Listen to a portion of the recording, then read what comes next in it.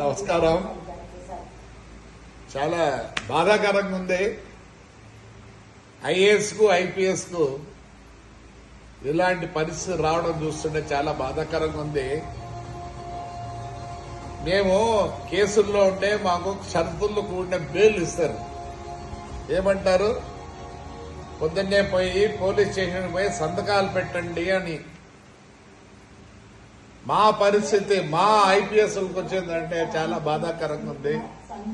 దయచేసి ఇప్పుడు నుంచైనా ఐపీఎస్ ఐఏఎస్ సార్ మారండి సార్, మారండి సార్. చాలా దారుణాలు జరిగినాయి. అన్నెసరిగా ఏమీ లేని మీద కేసులు పెట్టి జైళ్ళకు పంపించి, మరి ఈరోజు నేను అప్పుడే 20 రోజులైంది పోలీస్ స్టేషన్లో కంప్లైంట్లు ఇచ్చినా, అన్ని ఇచ్చినాను. డెఫినెట్ గా నాకు తెలుసు ఎంతవరకు నేను తప్పు చేసినా నాకు తెలుసు. తప్పు చేసింటే నేను ఇంత బాధపడాల్సిన పని లేదు. కానీ today I'm feeling sorry.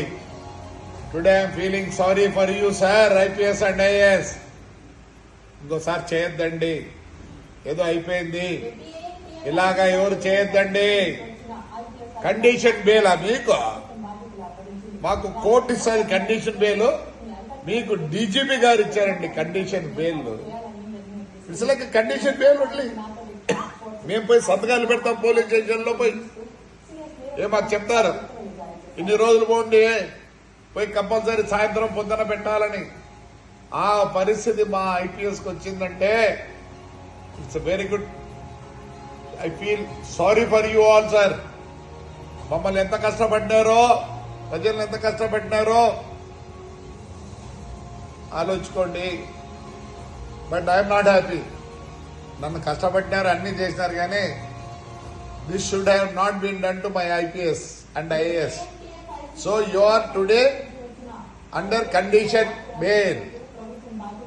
Condition bail పొద్దునే పోల సంతకాలు పెట్టాలా.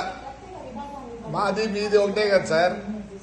తప్పు చేసినారు, నేనైతే అనుభవించాలని చెప్పను. వదిలిపెట్టాడు సార్, నాట్ గుడ్. వీఆర్లో పెట్టేసేయండి.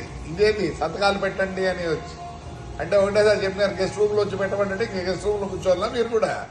అదే మాదే పరిస్థితి మేలు కదా. సంతకం పెడతాను ఇంటికి పోతాం. మీ పరిస్థితి అది కాదు, చాలా చెడ్డది. ఎవరికి జరగకూడదు. ఐపీఎస్కి ఐఏఎస్కి మారండి, దయచేసి మారండి, మారండి, మారండి. Right sir, thank you.